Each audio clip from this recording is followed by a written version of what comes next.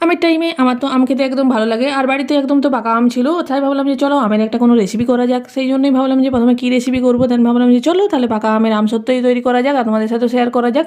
আর পাকা আমের আমসত্ত্ব এর আগেও আমি একবার তৈরি করেছিলাম, আর এটা না এত সহজভাবে তৈরি করা যায়, আর মাত্র দু একটা জিনিস বাড়িতে থাকা জিনিসপত্র দিয়ে এত সহজে তৈরি করা যায় যে তোমরা যখন তখন এটিকে তৈরি করতে পারবে। আমার তো একদম আমসত্ত্ব দিয়ে চাটনি বা আমসত্ত্ব শুধু খেতেও আমার ভালো লাগে।